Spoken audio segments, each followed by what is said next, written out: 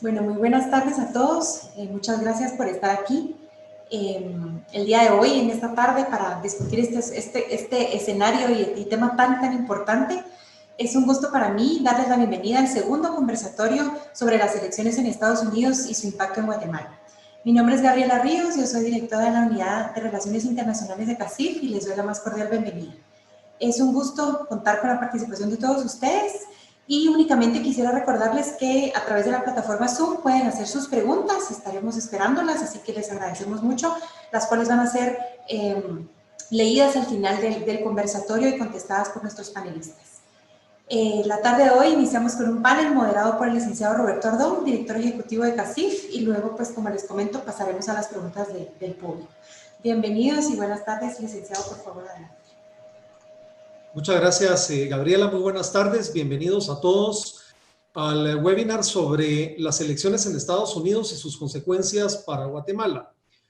Este es un tema de radical importancia. Lo que sucede en Estados Unidos, que es obviamente la economía más grande del mundo, el socio comercial más importante de Guatemala y obviamente el peso específico que ejerce una potencia en un área geográfica de la que somos parte, no nos puede dejar sin duda ausentes de tratar de entender de qué se trata lo que está sucediendo en el proceso electoral y qué consecuencias vamos a tener de los resultados de la misma. Para esta actividad tenemos un grupo muy privilegiado de panelistas, personas todas que conocen el ámbito político, que han dado también seguimiento a los temas, como ya los voy a presentar, de Estados Unidos y que representan distintos puntos de vista, y creo que eso es lo que va a enriquecer mucho la discusión y el debate del día de hoy. También debo comentar que en la audiencia tenemos un público muy respetable, de muy alto nivel, lo cual también asegura que no solamente desde el panel vamos a tener excelencia, sino también las preguntas y la discusión que se pueda generar en relación a las intervenciones de nuestros panelistas. Ya lo mencionaba la licenciada Ríos, exhortamos entonces a los participantes a hacer sus preguntas a través del chat, y ahí es donde justamente vamos a comenzar a seleccionarlas para la segunda parte de nuestro debate. Quiero explicar brevemente, antes de hacer la presentación de los panelistas, las reglas de juego. Vamos a tener dos grandes bloques en este webinar.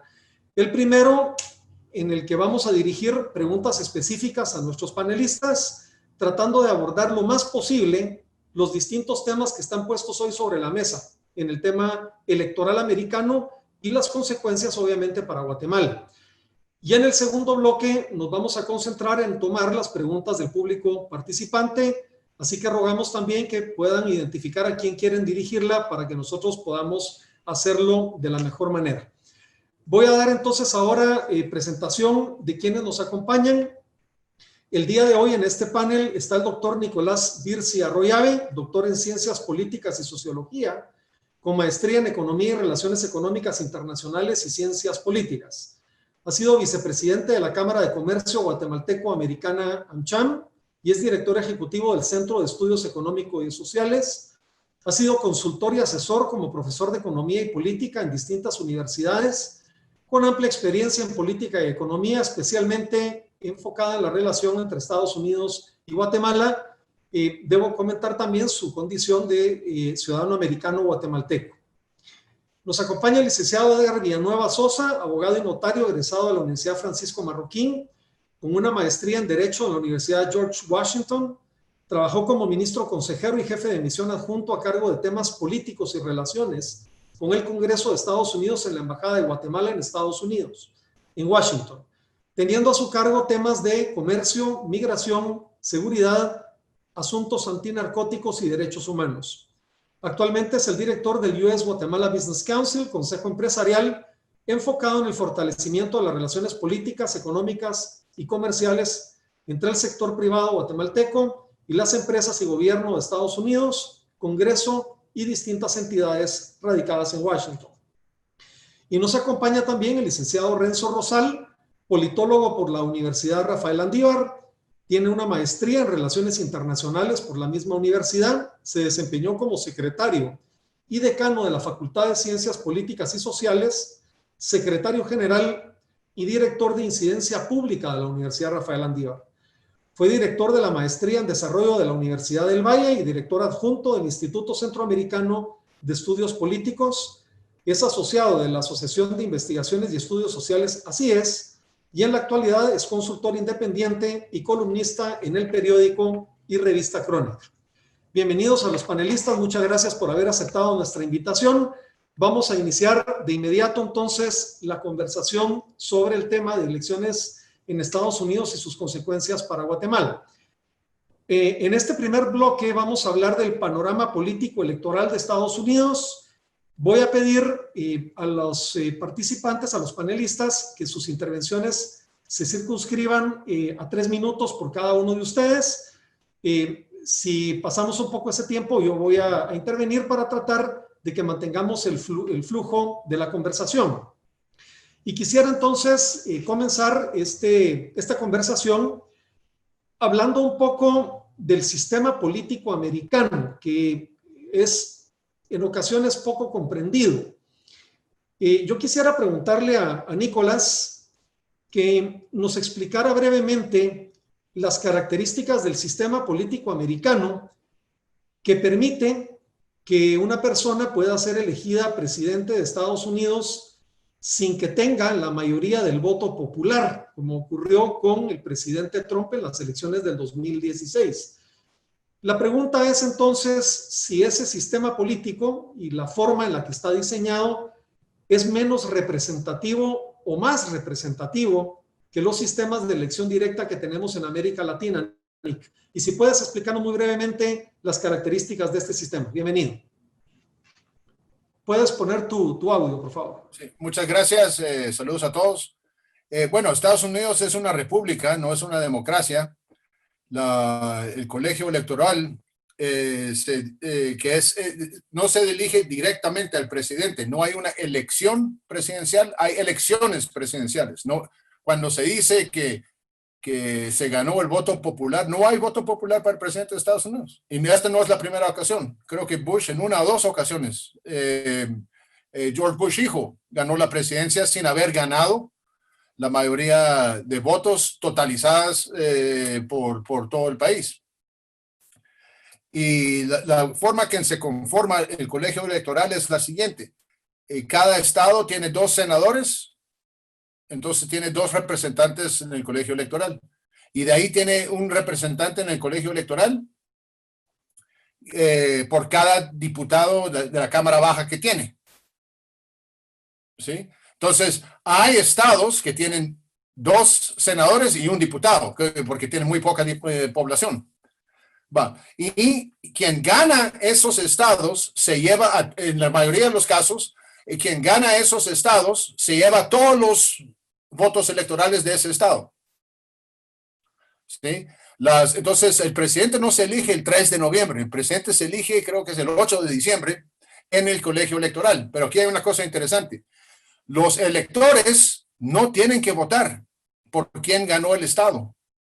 En inglés se llama faithless electors, electores sin fe o sin lealtad. Y así fue diseñado Estados Unidos. Entonces, no es tan representativo como una democracia. La democracia era algo que francamente temían y rechazaban los fundadores, los próceres de Estados Unidos. Entonces, quiero dejar eso claro. Los electores no tienen por qué votar por quién ganó el estado. Esa es una tradición, sí, pero no está escrito en la Constitución permite que voten por quien sea.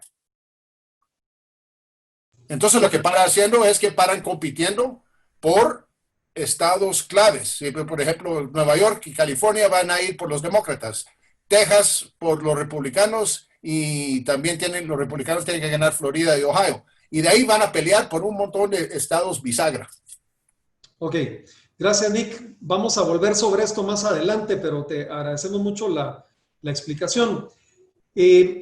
Aparte de este tema del colegio electoral que ya Nicolás nos ha explicado, el sistema político americano está muy caracterizado por la presencia de dos partidos políticos que no son los únicos, hay que advertirlo, pero son los partidos políticos que tradicionalmente han copado la mayoría, digamos, de la atención del elector e históricamente se han disputado por los últimos 100 años la presidencia de Estados Unidos. Hay en todo esto una discusión acerca de cómo se han ido transformando los dos partidos, el Partido Republicano y el Demócrata, y hay una discusión que se ha generado en torno a si estos dos partidos van camino a polarizarse cada vez más. Yo quisiera preguntarle a Edgar, que nos acompaña, que además ha vivido en Estados Unidos, que ha conocido actores de ambos partidos, que nos retrate, en su opinión, cuál es la situación que hoy viven los dos partidos, el Partido Republicano y el Partido Demócrata, respecto de la experiencia que él ha conocido y si efectivamente está Edgar percibiendo que hay un proceso de polarización en el discurso político en las plataformas de ambos partidos. Por favor, Edgar. Tienes que conectar todo. Gracias. Buenas tardes, Roberto, y buenas tardes a todos los que están viéndonos. Definitivamente la radicalización de las posiciones en los partidos políticos estadounidenses es algo que está sucediendo, algo que ya venía desde hace algún tiempo dándose y que ha, digamos, tenido su punto culminante con la elección de Donald Trump y con un poco de la retórica que el presidente Trump trajo en algunos de los temas que digamos antes eran de un poco más amplio reconocimiento y que él los trajo de una manera un poquito más individual. El sistema estadounidense siempre ha funcionado a través de aquellos que van buscando los consensos y que motivan la generación de acuerdos por en medio. Un ejemplo, por ejemplo, hoy salió un grupo de congresistas, 50 congresistas que se llaman el Problem Solvers Caucus, proponiendo un nuevo paquete de ayuda económica. Estos son 25 demócratas y 25 republicanos que se dedican a tratar de buscar consensos para la solución de muchos problemas. Esta dinámica creo que sigue presente en el Congreso estadounidense y alguna de la retórica electoral y preelectoral no nos permite ver que muchas de las cadenas de la maquinaria estadounidense se siguen moviendo porque sigue habiendo gente que va por en medio tratando de buscar esos consensos. Tal vez lo que no nos deja tener esa percepción es que tenemos, por ejemplo, de un lado a Nancy Pelosi y de un lado al presidente Trump peleando por un paquete en posición de ayuda económica, por ejemplo, en posiciones que están muy distanciadas la una de la otra. Pero por en medio hay mucha gente que sí trabaja, digamos, para que se lleguen a acuerdos y que eso ha seguido incluso en la administración del presidente Trump. Yo quisiera retomar una idea que dijo Nick en cuanto a los próceres de los Founding Fathers temían un poco a la democracia. Y yo estoy totalmente de acuerdo. Incluso Madison y Jefferson lo dejaron por escrito y el presidente Washington, que está en este cuadro, también lo dejó por escrito en su speech de despedida cuando él no pertenecía a ningún partido político y lo dejó por escrito. Casualmente la política lleva tanto a Madison como a Jefferson a ser los primeros en iniciar partidos políticos en Estados Unidos. Es decir, Jefferson con los federalistas y Madison con los demócratas republicanos, que al final de cuentas son la génesis de los partidos actuales de Estados Unidos. Pero para regresar a la pregunta, la retórica actual es polarizante, va a continuar siendo polarizante y yo no creo que la elección vaya a resolver ni a bajarle el tono por lo menos a la retórica de polarización que estamos escuchando. Muchas gracias, Edgar. Yo recuerdo haber estado en el año 2016 en el Hotel Camino Real cuando la Embajada Americana, que suele cada 4 años organizar un evento para convocar a los ciudadanos americanos y a algunos amigos, se estaba proyectando los resultados. Hubo, por cierto, una votación previa entre ciudadanos americanos y ciudadanos no americanos, simplemente, digamos, simbólica. Pero recuerdo muy bien que el ambiente que privaba en este salón era de la percepción de que iba a ganar Hillary Clinton. Una percepción que fue cambiando rápidamente en la medida en la que los resultados empezaban a llegar.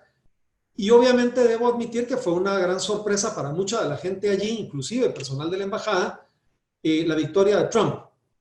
Yo quisiera preguntarle a Renzo, ¿cuál es la lectura que él da como analista político a la elección de Trump en el 2016?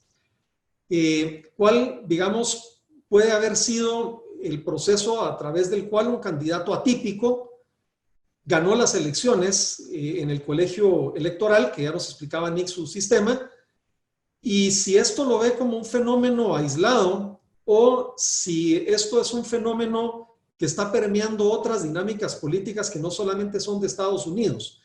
Renzo, por favor. Bueno, muchas gracias. Nuevamente, gracias por el espacio, por la invitación.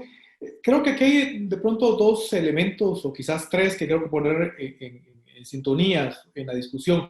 Lo primero es que me parece que Trump ha logrado conciliar, y ahora es un poco la prueba de si esto se ha consolidado en estos casi 4 años o no, una suerte de un líder pragmático, un líder protagónico, un líder que además inclusive pone como casi que en desafío a su propio partido, inclusive al ala más, digamos, más tradicional del Partido Republicano, y que crea una suerte además marcando ciertas pautas, por ejemplo, cómo contribuir a retomar ese protagonismo de Estados Unidos que de pronto ha tenido en la suerte de la competencia hegemónica con China y con Rusia, cierto tipo de adversarios, y la necesidad o la construcción de la necesidad, una percepción importante de tener a un líder que realmente sea como determinante en la conducción de Estados Unidos. Es decir, Estados Unidos tal parece que requiere desde esta línea de pensamiento del ala más radical de los republicanos, a un líder que sea muy, como dije, muy pragmático, y que además se caracterice por tratar de ser no tanto de ser congruente con lo que diga, sino marcar pautas, inclusive de romper ese espacio de cierta comodidad de la visión tradicional de dos partidos. Es decir, tenemos dos partidos fundamentales, de republicanos y demócratas,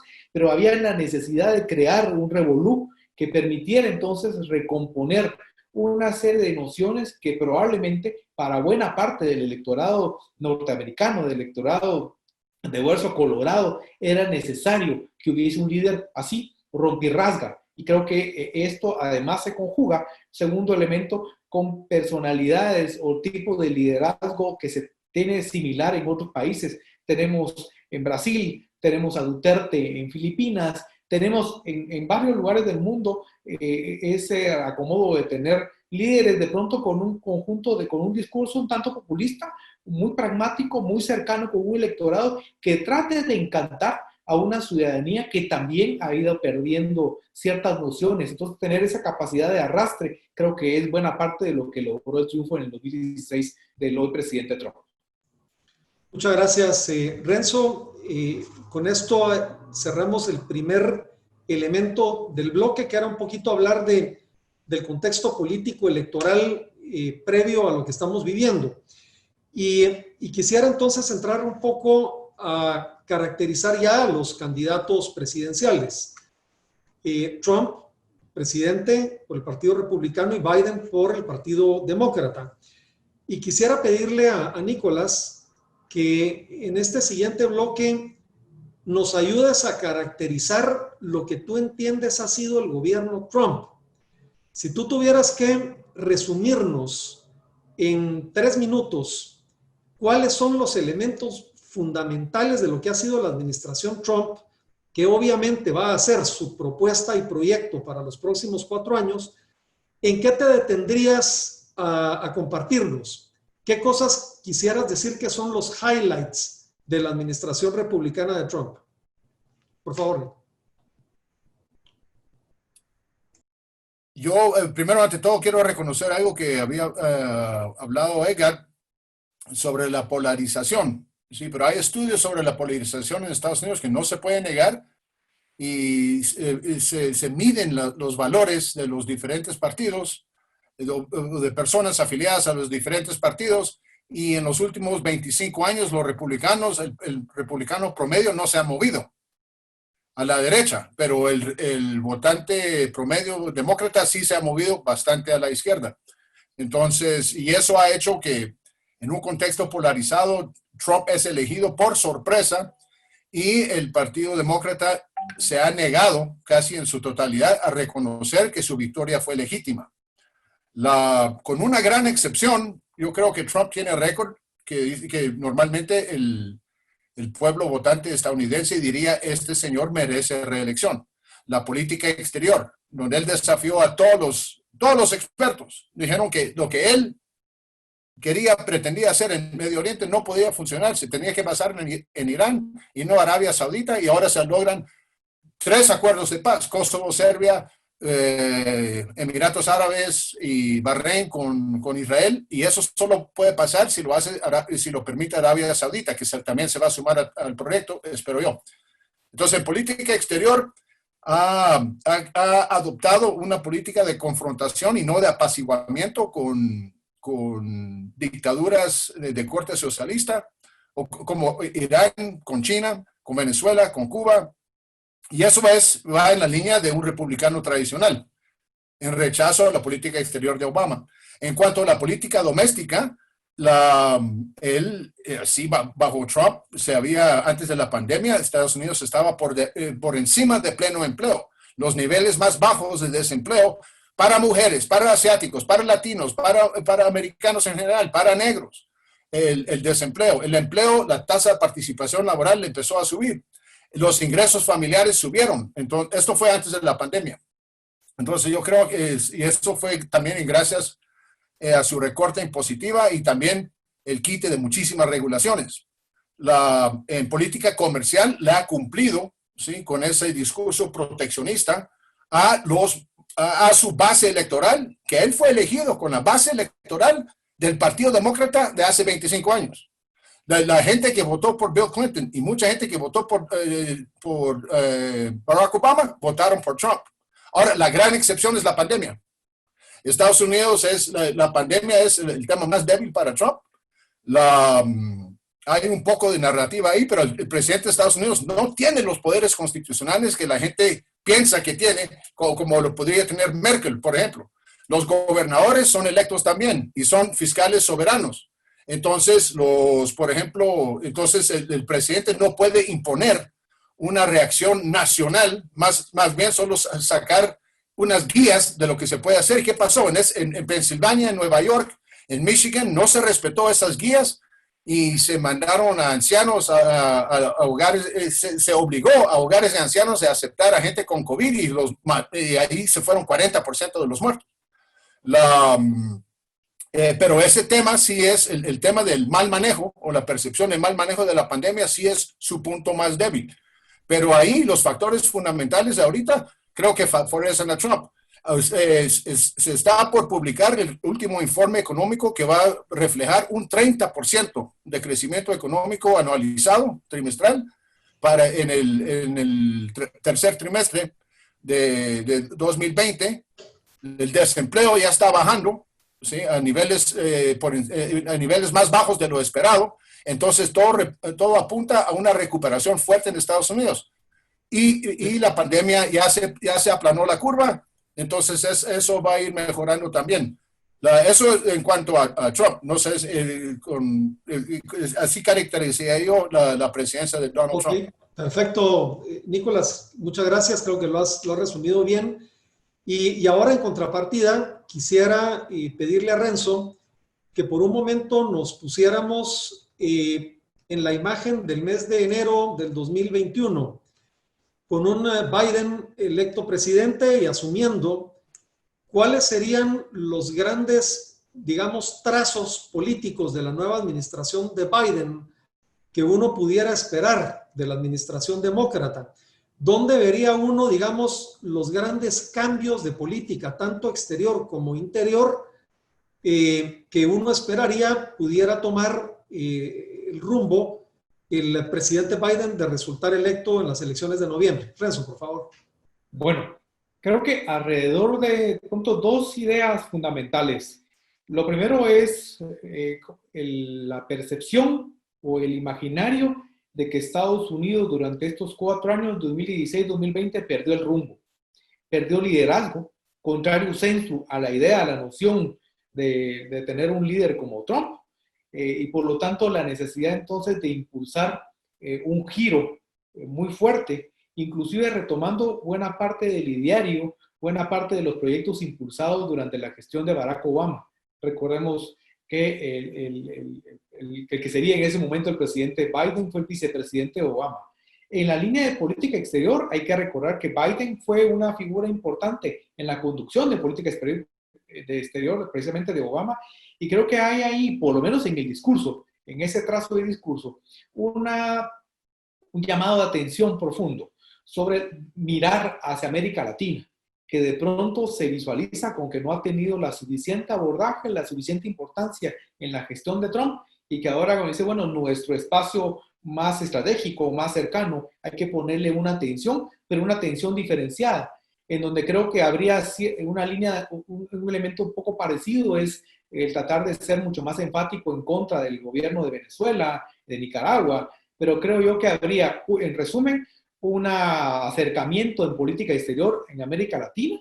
No sé si tomando distancia de lo que está sucediendo ahora en Israel, en la península arábica, creo que habría un fuerte impulso de las políticas sociales, que también se indica que han sido en buena medida, si no abandonadas, debilitadas en la gestión de Trump. Y yo creo que hay un elemento fundamental, que es tratar de hacer una mejor gestión de lo que podríamos reconocer como la etapa post-pandemia.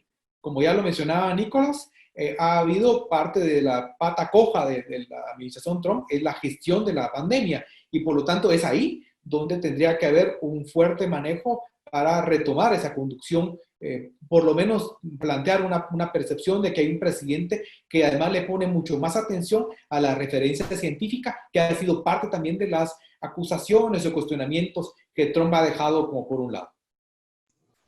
Muchas gracias, Renzo. Con estos escenarios que nos han desplegado tanto Nicolás como Renzo, me gustaría pedir a Edgar que pusiera entonces su mirada, ya hablando un poco más de Guatemala. En el Departamento de Estado y en la Embajada Americana en Guatemala, siempre se han dicho dos cosas. La primera es que Estados Unidos no tiene amigos sino intereses. Y la segunda es que hay una suerte como de consensos básicos bipartidistas que hacen que muchas veces la agenda política de la embajada americana no tenga, digamos, sobresaltos en una u otra dirección. Yo quisiera preguntarle a Edgar, con la experiencia que él tiene, si esto es así, es decir, si uno debería esperar un cambio de señales del Departamento de Estado y por ende de la actuación política de la embajada en Guatemala con una u otra administración. Edgar, por favor. La respuesta directa a la pregunta, Roberto, es sí, pero no de la manera en la que nosotros lo vivimos. Es decir, los cambios en la política exterior estadounidense o en la operación de su política en un país específico como el nuestro es un poco como darle la vuelta a un portaaviones. Da la vuelta, pero le va a tomar un buen tiempo darla porque es digamos, una estructura muy grande. Hay mucha plática, digamos, en Guatemala sobre este consenso bipartidista por una percepción que se genera, por ejemplo, de las cartas que salen del Congreso estadounidense con respecto a temas de Guatemala.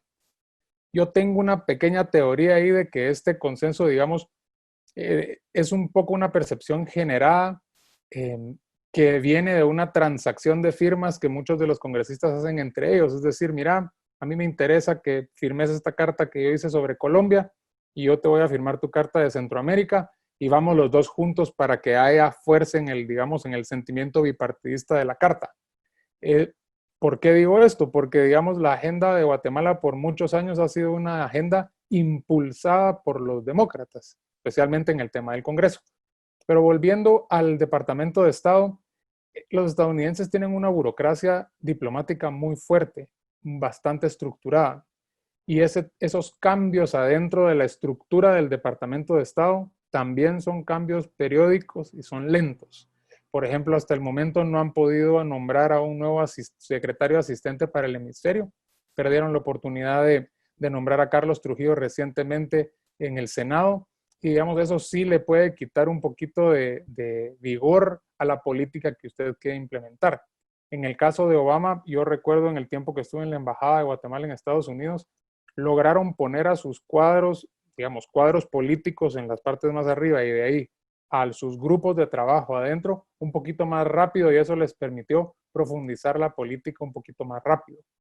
En cuanto a la embajada específicamente, yo creo que ahí el designio de los diplomáticos de carrera lo que genera es burócratas que aquí están también siguiendo bastante instrucciones. Tienen alguna discrecionalidad para aplicar, digamos, la política exterior como ellos la entienden, pero también dependen mucho de las instrucciones que vienen de Estados Unidos.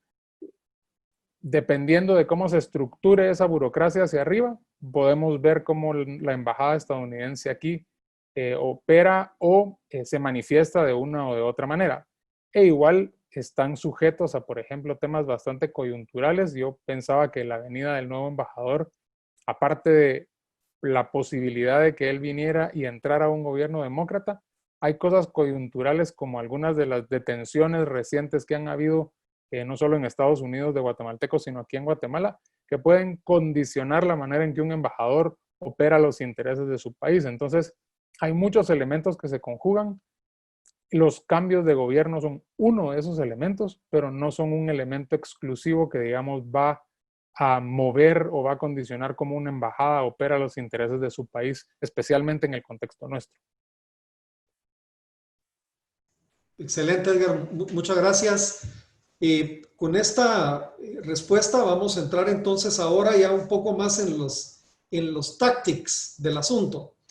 Y me refiero concretamente a que prácticamente estamos en los últimos 2 meses de camino a la elección, a las elecciones presidenciales, como bien nos explicaba Nicolás.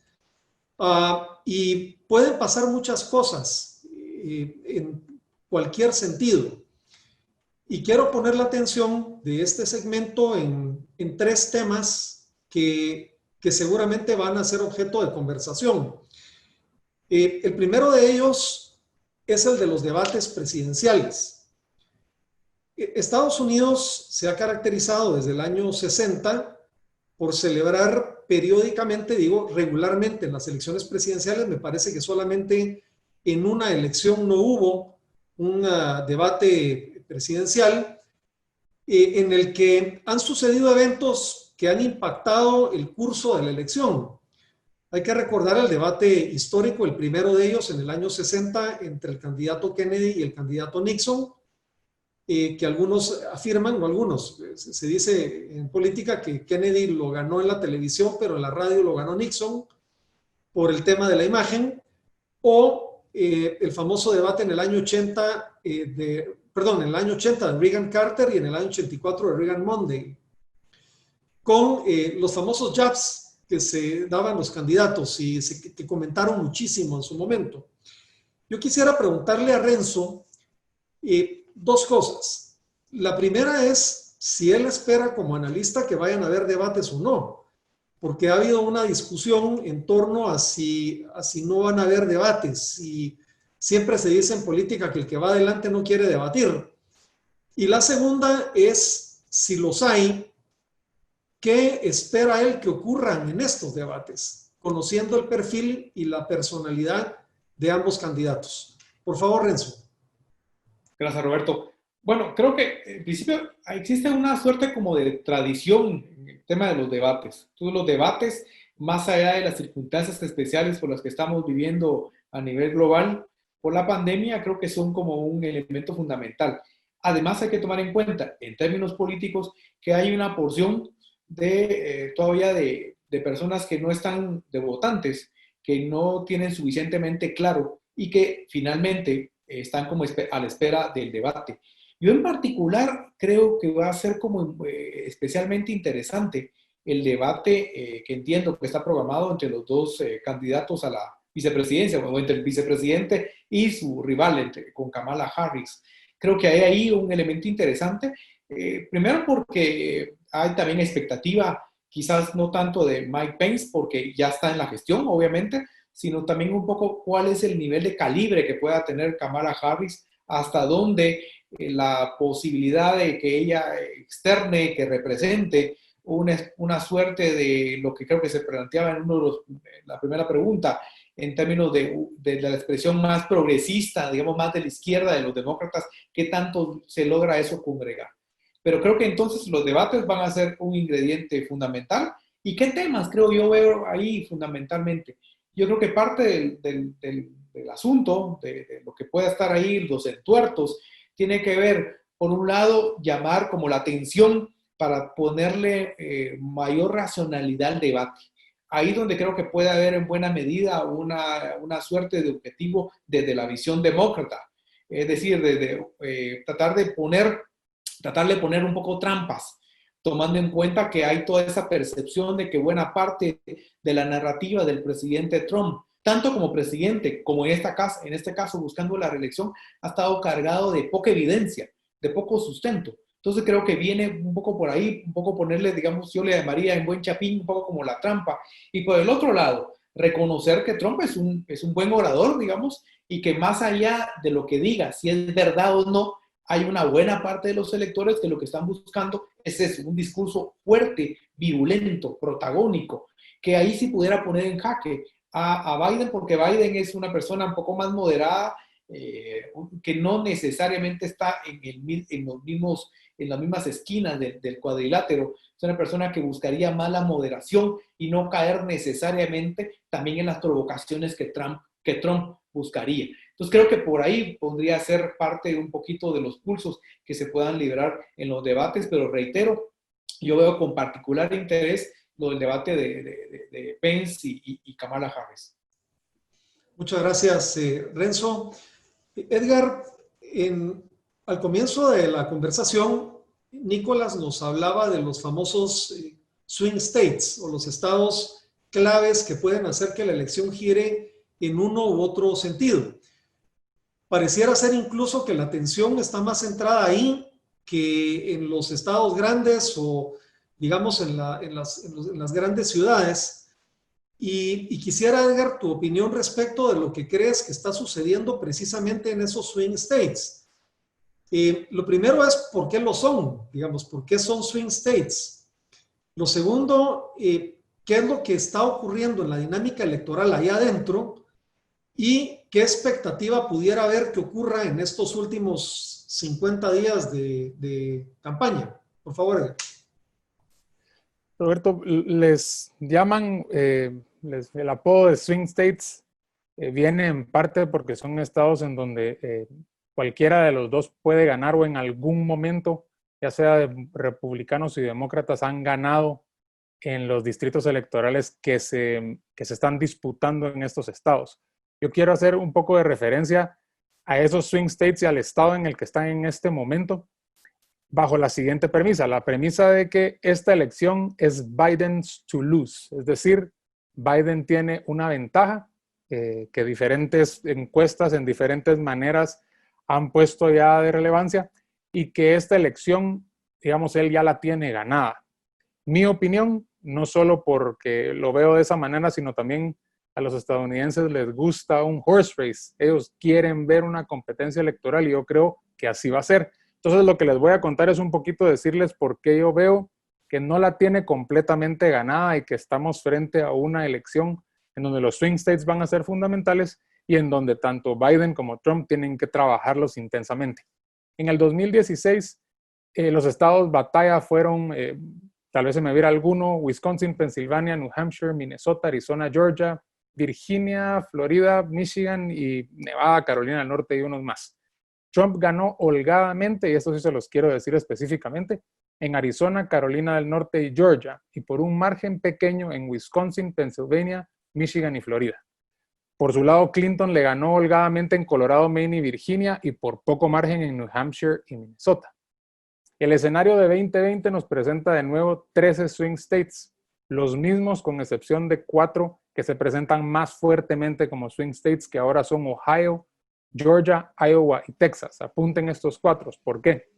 Porque según el Washington Post, en los 9 a 10 a 12 swing states que diferentes medios mencionan, 4 son favorables a Trump, 5 a Biden y 4 son un toss-up, es decir, cualquiera pueda ganar.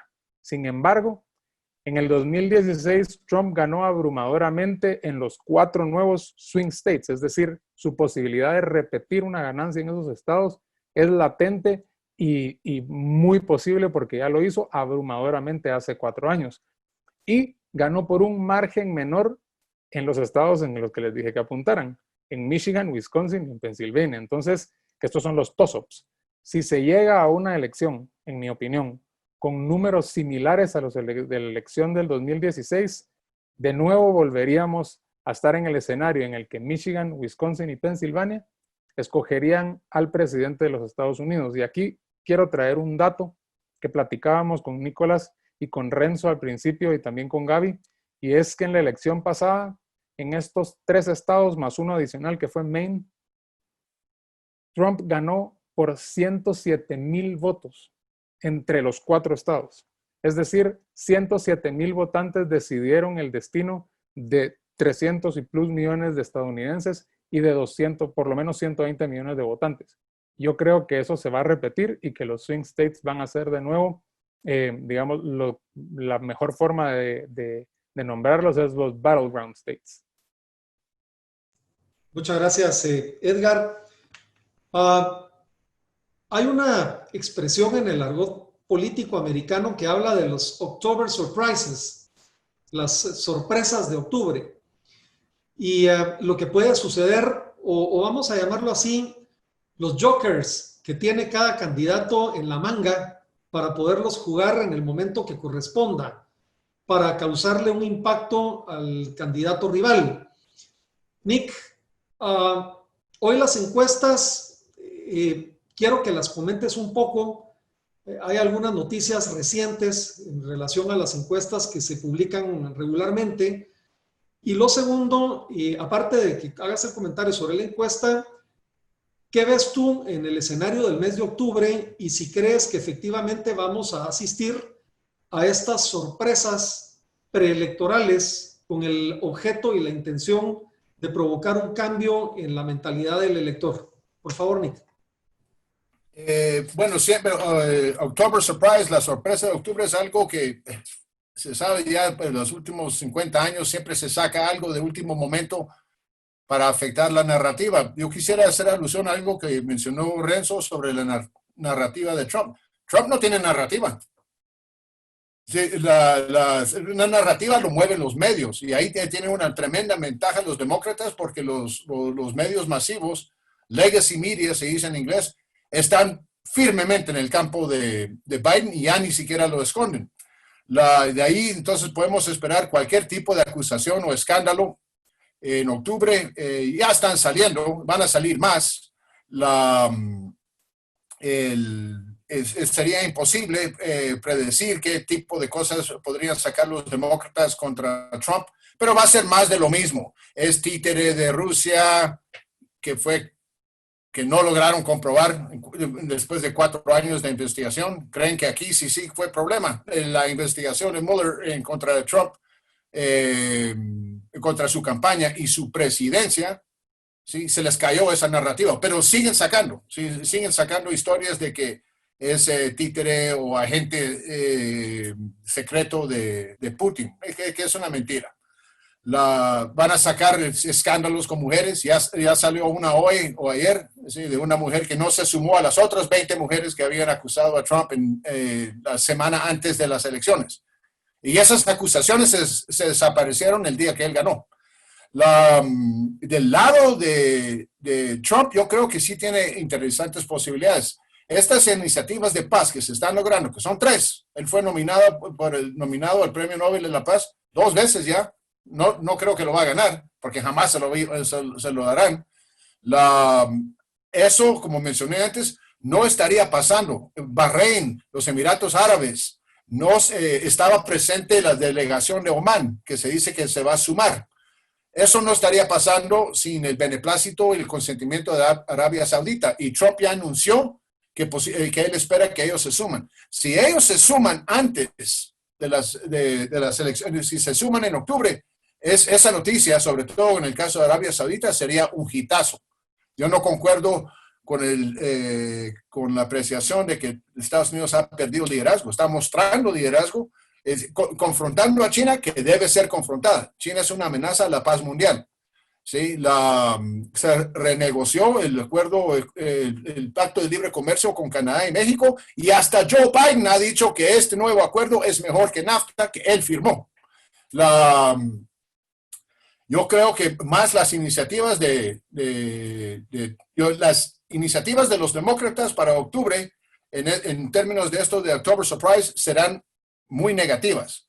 Yo creo que del lado republicano, no porque son buena gente, yo creo que se van a descansar más en logros concretos, sobre todo en la política exterior, y alguna orden ejecutiva para bajar los precios de las drogas, por ejemplo, algo que está al alcance del presidente hacer para mostrar resultados concretos en octubre. Muchas gracias, Nick. Ya nos han llegado varias preguntas en el chat interno de este conversatorio, también en el chat público y por vía de Facebook, y voy a empezar a introducir ya algunas de estas preguntas porque me parece que son muy interesantes y así aprovechamos mejor el tiempo de los panelistas y de quienes nos están acompañando en la transmisión. Voy a hacer también una ronda y dirigir preguntas específicas y quisiera empezar con Edgar.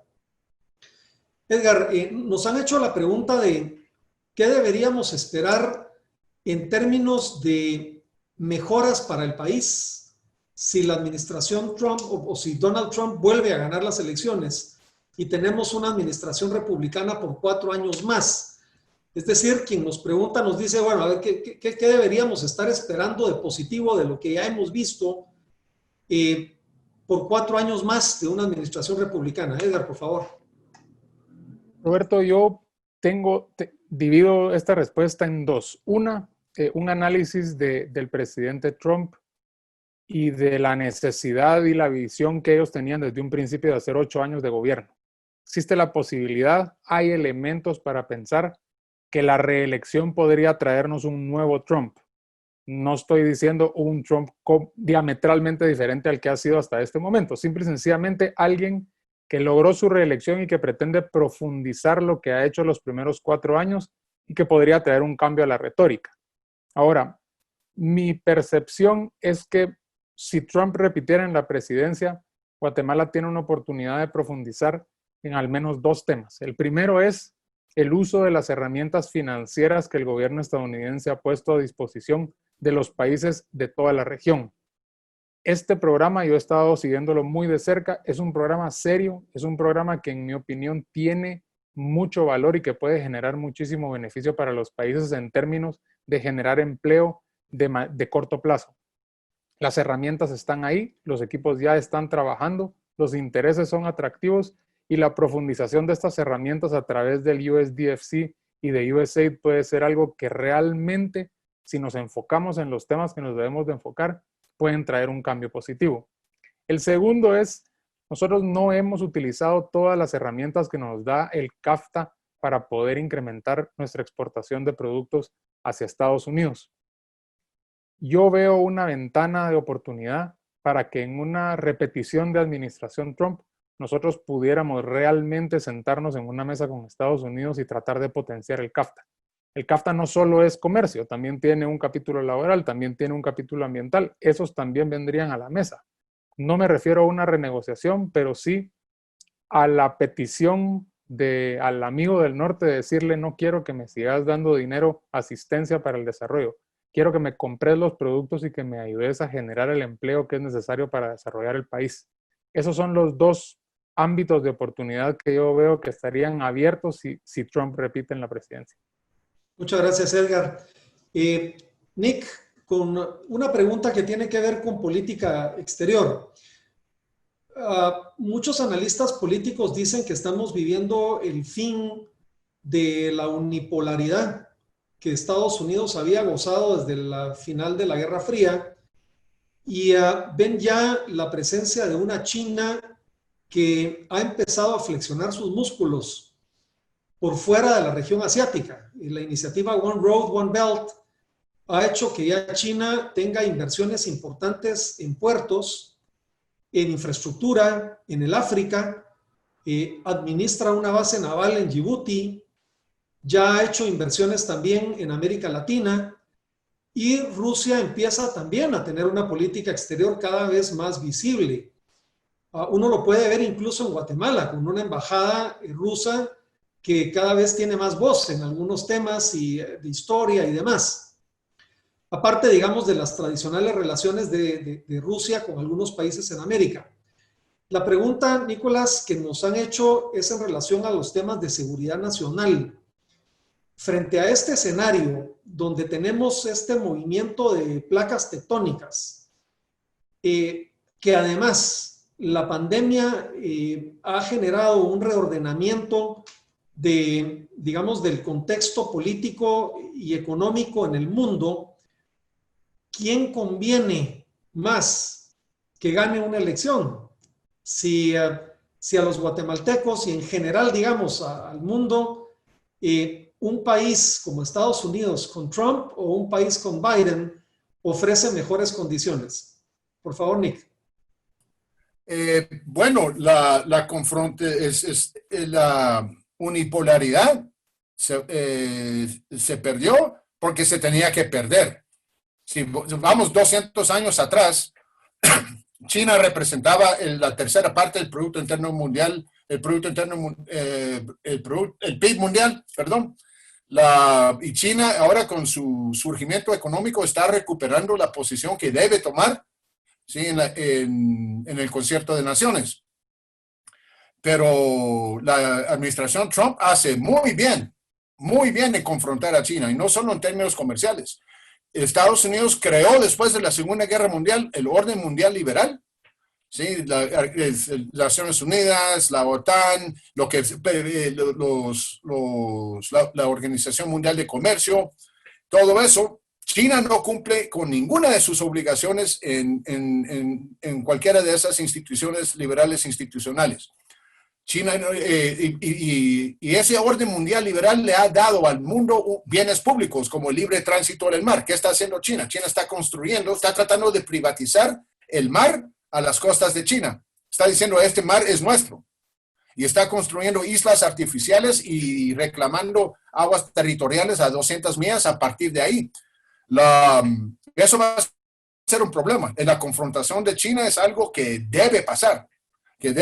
Y yo creo que China es la que ha perdido influencia aquí. Es cierto que la ha ganado, pero ahorita con lo que está pasando en Hong Kong, con los campos de concentración y su nefasta conducta con respecto a la pandemia,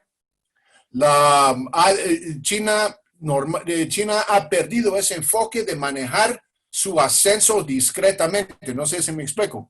La manera burda que lo ha hecho China ahorita en los últimos años, me trae recuerdos de la política exterior de la Unión Soviética, ¿sí? O en tiempos de Mao.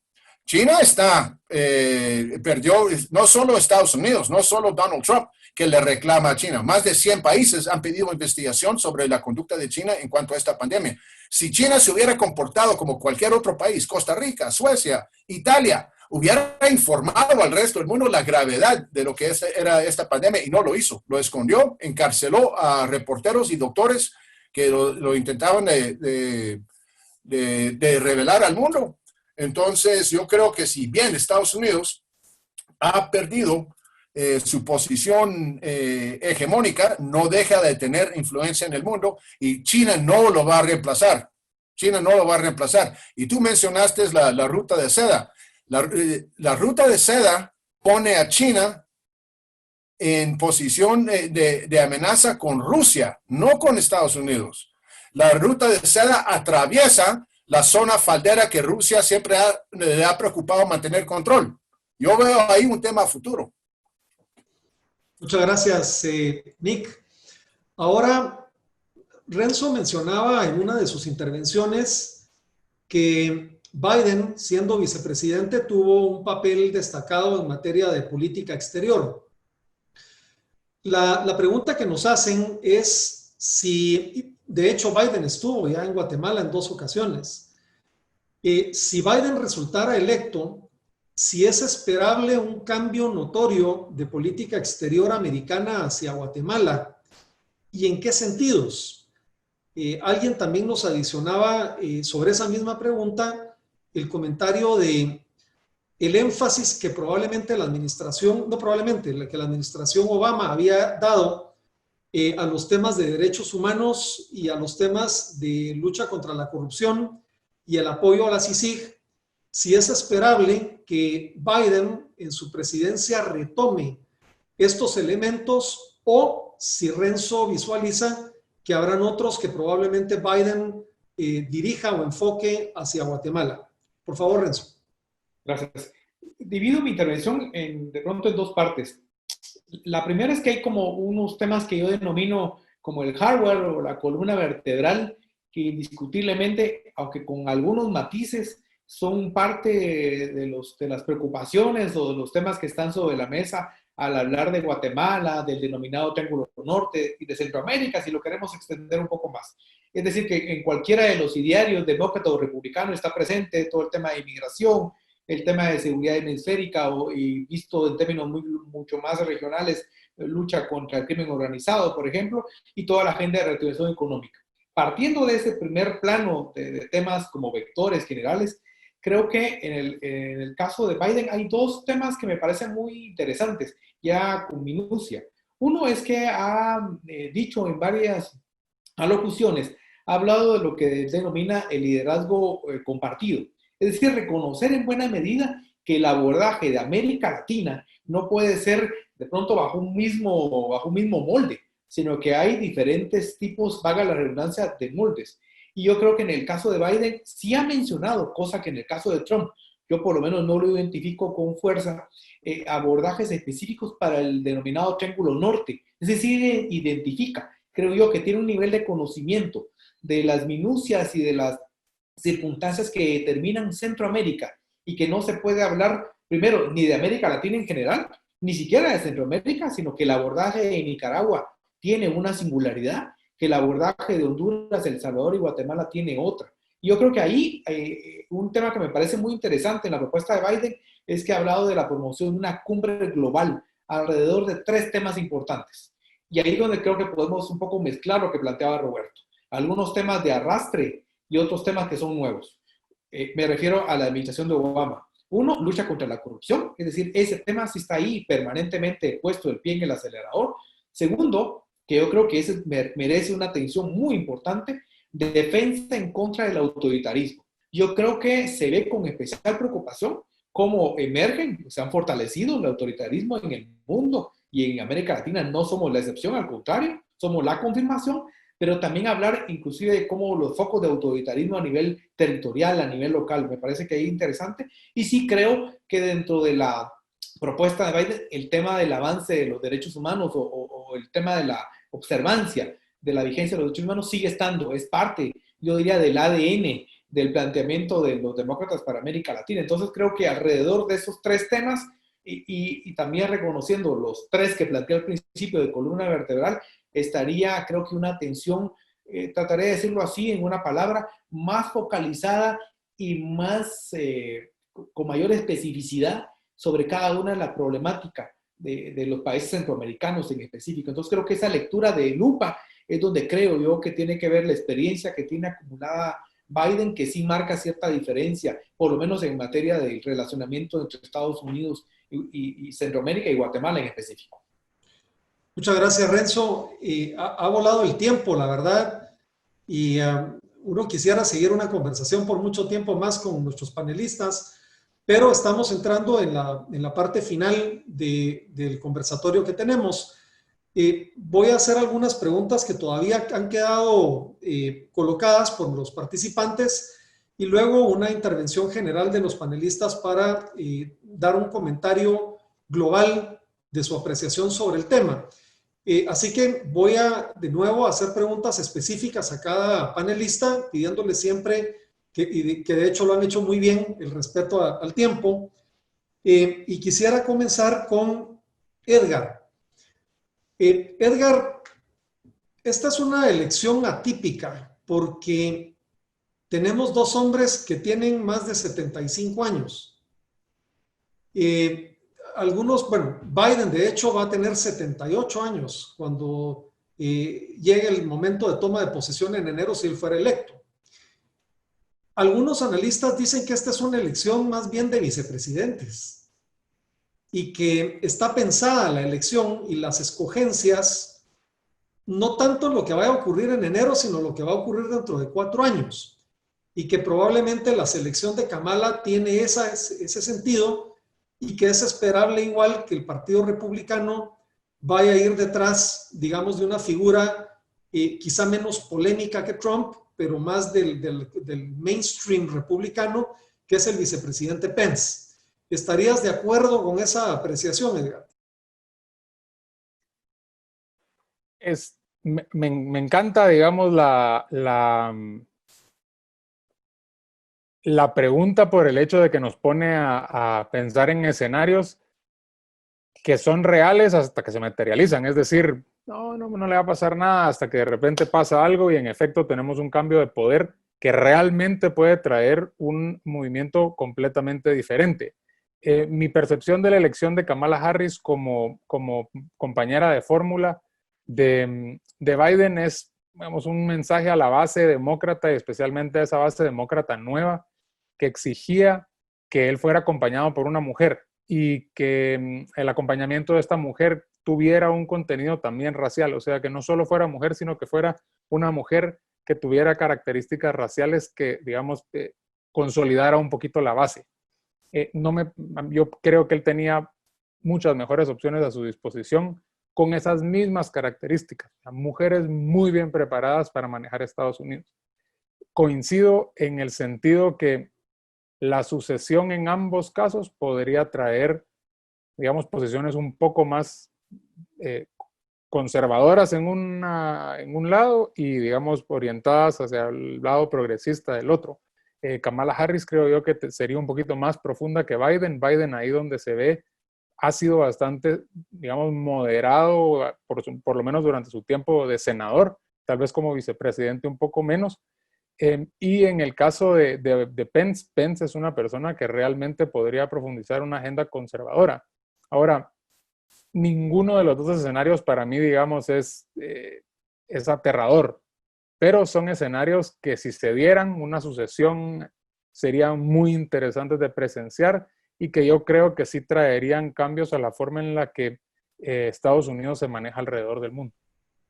Muchas gracias, Edgar. Nicolás, una pregunta en relación al acuerdo de libre comercio suscrito entre Guatemala y Estados Unidos. Nos hacen una pregunta muy interesante respecto del futuro de ese acuerdo, dado que en algún momento se pudo haber percibido que el presidente Trump ejerció como un instrumento de presión, como una palanca, el tema de revisar la condición del comercio entre Guatemala y Estados Unidos para un propósito meramente relacionado con política migratoria.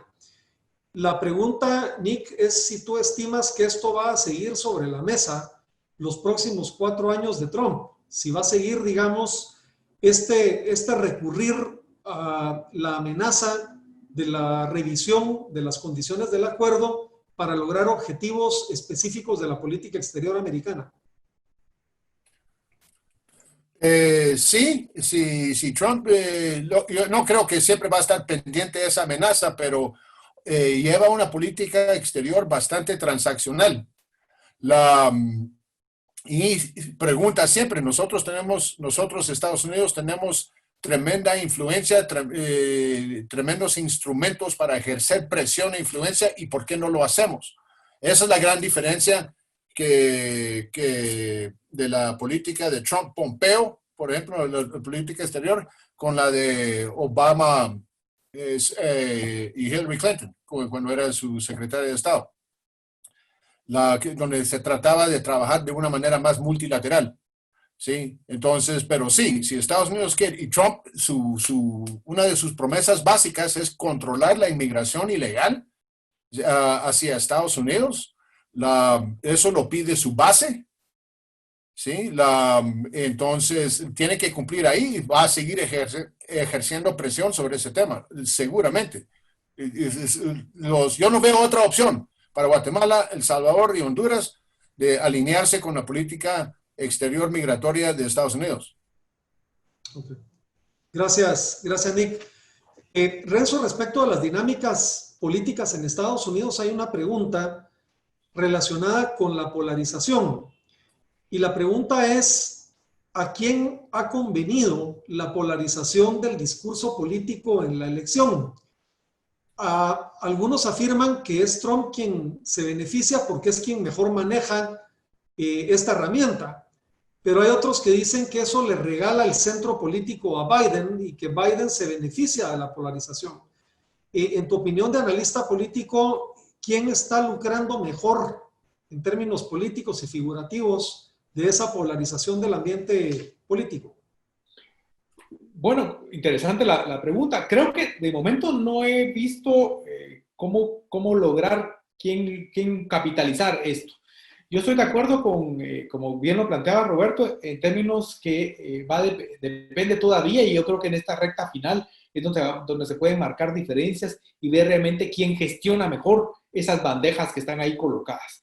Me refiero a que, por un lado, el presidente Trump, pues por supuesto, parte de lo que yo denomino su narrativa tiene que ver con esa cuestión de la prepotencia, del autoritarismo, de la propensión al uso de la violencia, cosa que es una fórmula que hoy no le ha salido del todo, pero que en buena medida el tema de las movilizaciones, el tema de los posibles efectos del cambio demográfico en Estados Unidos, el emerger las minorías con mucha fuerza y todo lo que yo planteé al principio, la percibida mala gestión de la pandemia, crean un acumulado que puede dar esa propensión. Yo creo que de momento, en la cuestión de quién ha logrado capitalizarme esto, creería yo que los demócratas.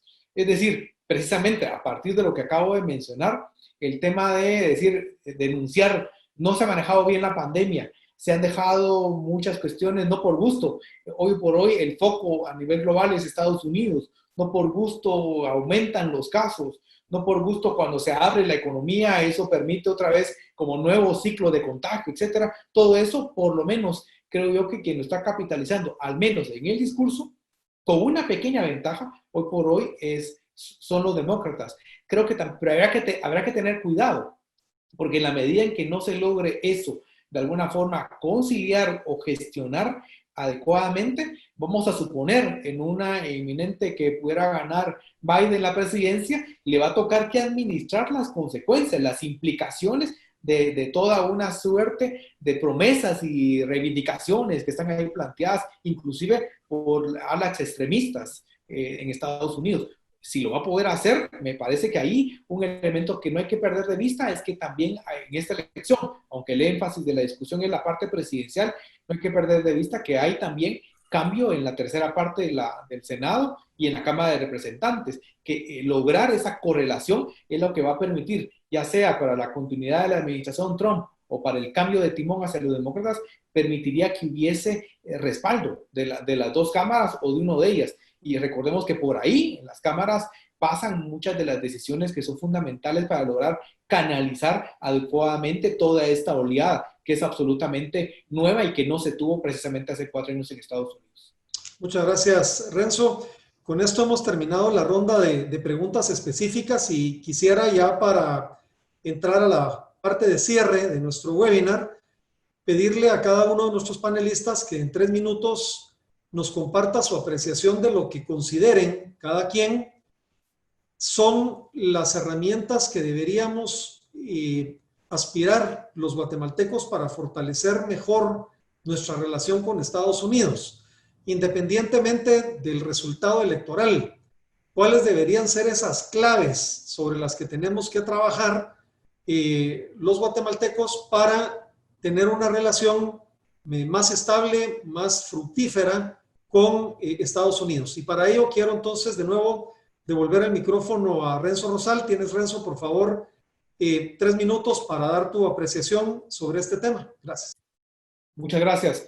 En principio plantearía algunos como desafíos o tareas que creo que son básicas. La primera de ellas creo que es fundamental, es una tarea nuestra. Es decir, como que hay un piso. Todas las otras acciones que pudiéramos beneficiarnos, como ya lo planteó muy bien Nicolás y Edgar, parten de un supuesto. Ese supuesto es redoblar los esfuerzos para lograr estabilidad político-institucional. Es una tarea en donde podemos contar con algún tipo de apoyo de Estados Unidos, pero la tarea central corresponde a nosotros. Es decir, hay ahí una suerte de cuestiones inconclusas, como la elección de las cortes, por ejemplo.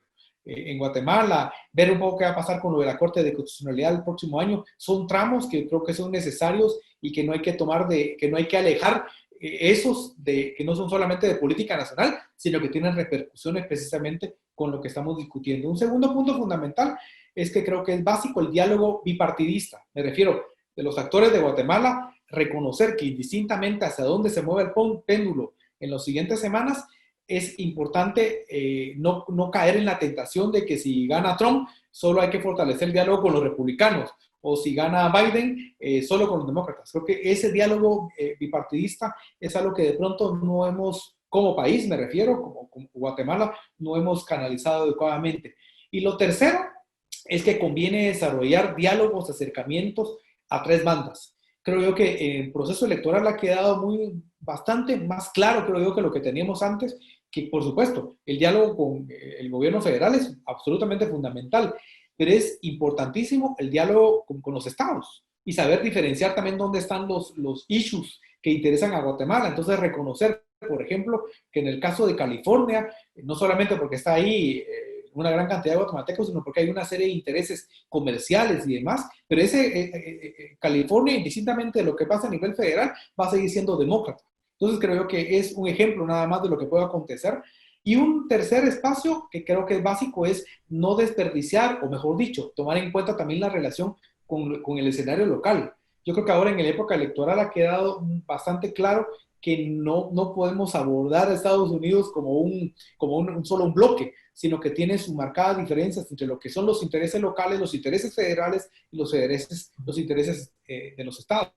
Entonces creo que es algo que tomando en cuenta la presencia importantísima que tenemos como país en la dimensión social, en la dimensión humana, en la dimensión comercial, sí podemos, y además por la cercanía geográfica, sí podemos darnos el lujo de llevar a cabo ese tipo de acercamientos diferenciados. Muchas gracias, Renzo. Nicolás, por favor, the floor is yours. 3 minutos. Disculpa, Roberto, si puedes repetir la pregunta puntual. Sí. ¿Quieres un resumen? ¿Cuál es tu apreciación respecto de cómo podemos los guatemaltecos mejorar y fortalecer las relaciones con Estados Unidos? ¿Por dónde deberían empezar esas? Bueno, tener conciencia, como decía Renzo, de que hay dos partidos dominantes en Estados Unidos.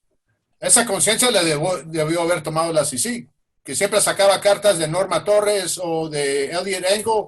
Lo siguen haciendo, aunque Eliot Engel, demócratas, ya perdió su primaria, ni siquiera va a estar en el próximo Congreso.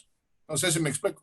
Deberían de buscar tomar lecciones de lo que, bueno, deberían de buscar también contactos con el Partido Republicano, no solo si gana Trump, pero deberían de tener esos contactos siempre. Curiosamente, y creo que ahí es en gran parte debido a un descuido del Partido Republicano de los intereses de la región, que los republicanos no le han puesto tradicionalmente mucha atención a Centroamérica, mientras los demócratas sí. Pero ahí sería una tarea para la Cancillería de Guatemala buscar esos contactos con políticos de carrera, para decirlo así, de ambos partidos, y no solo buscarlos de un partido, y de una distinta forma, no como decía Edgar, ese cruce de cartas, tú firmas la mía, yo te voy a firmar la tuya, no, que sea un consenso verdadero sobre los asuntos de la región. Yo creo que esta iniciativa de Trump, si gana Biden, la continúa, the America's Growth Initiative, América Crece. Eso yo creo que lo continúa Biden si gana Trump. Si Biden gana, él continúa esa política de Trump. Okay. Muchas gracias, Nicolás. Edgar, por favor, tu comentario y apreciación, 3 minutos. Gracias. Gracias, Roberto. Yo pienso que la clave está en una agenda nuestra hacia Estados Unidos. ¿Por qué está la clave ahí? Yo estuve revisando el Strategic Framework del National Security Council y lo comparé con el plan de Biden para Centroamérica. Está en la página de Biden. El framework, que es de la Casa Blanca actual, tiene 5 prioridades y 29 acciones prioritarias. El plan de Biden tiene 4 prioridades, áreas de prioridad, y 18 acciones prioritarias. 15 coinciden. Entonces, estamos hablando de que lo que viene hacia la región, hacia nuestro país específicamente, es muy, muy, muy similar. Entonces, el elemento de cambio de esa interacción está en nosotros. Es decir, que un plan nuestro sea presentado y que se tome en serio y que se reconozca de que este tiene valor porque viene de gente que conoce su país y que lo puede desarrollar. Yo me enfocaría en la agenda económica principalmente y prioritariamente. En tema de fortalecimiento de Estado de Derecho, propiedad privada e infraestructura, que son temas que nosotros también tratamos desde el Consejo Empresarial, y una agenda que nos permita a nosotros explicar por qué estos temas nos van a llevar un poquito más rápido al desarrollo que otros que cuestan un poquito más de dinero y que van a tomar más tiempo. Yo también creo que en la parte de fortalecimiento del Estado de Derecho, Estados Unidos puede jugar un rol fundamental, ayudando a algunas de las instituciones del Estado a tener las capacidades para hacer su trabajo. Yo creo que la experiencia pasada de CICIG tiene que ser un punto de aprendizaje, es decir, esto no nos salió tan bien, tuvo algunos hipos, entonces mejor vamos a volver y vamos a dirigirnos hacia otro lado, específicamente al fortalecimiento de las instituciones guatemaltecas para que puedan hacer su trabajo. Mi percepción es que se nos están alineando algunos astros, independiente de lo que pase en noviembre. Viene un nuevo embajador pronto. Esto pues refresca la relación y, digamos, da un inicio nuevo, un empuje nuevo a diferentes iniciativas que tal vez por tiempo, por coyunturas, etcétera, se quedan atrás. Y esto es bueno para que podamos, digamos, pegarle un restartazo independiente, digo, de lo que pase el 3 de noviembre. Y el último punto, yo creo que tenemos que tener una agenda robusta con Estados Unidos, pero mi propuesta es menos temas, más profundidad. Usualmente en la agenda, por ejemplo, durante el tiempo del presidente Obama eran muchísimos temas de interés y poca profundidad en el trabajo bilateral en los temas. Yo quisiera ver una agenda bilateral de 3 o 4 temas, con 3 o 4 deliverables en cada tema y ponernos realmente a trabajar en ellos y no seguir viendo, digamos, las estrategias de desarrollo para la región a 39,000 pies de altura. No, hagamos lo que tenemos que hacer para cambiar algunas cosas pequeñas que nos van a llevar mucho más lejos de los que nos han llevado los grandes planes que hemos hecho para tratar de desarrollar la región. Muchas gracias, Edgar. Con esta intervención no me resta más que agradecer la presencia y participación de Renzo Rosal, de Edgar Villanueva y de Nicolás Virsi, que nos han compartido por espacio de hora y cuarto sus apreciaciones y su conocimiento global y además profundo de los temas que gobiernan la relación Estados Unidos-Guatemala y por supuesto el tema que nos convocaba hoy, que es las implicaciones de la elección presidencial de los Estados Unidos que tendrá lugar en el mes de noviembre. Quisiera también destacar la calidad no solo de nuestros panelistas, sino de los participantes, que celebro que este panel y este webinar haya convocado a una importante parte de la sociedad que opina en el país y que ha estado interactuando con los panelistas incluso también a través del chat. Así que agradecemos mucho la presencia y acompañamiento de quienes hoy nos han acompañado y un agradecimiento para la licenciada Gabriela Ríos, nuestra directora internacional, que ha sido la coordinadora y organizadora de este esfuerzo. Así que con estos agradecimientos y cumpliendo el tiempo que nos hemos propuesto, les agradezco a todos su atención. Que pasen ustedes muy buena noche. Hasta luego. Buenas noches. Buenas noches. Muchas gracias. Buenas noches. Hasta luego.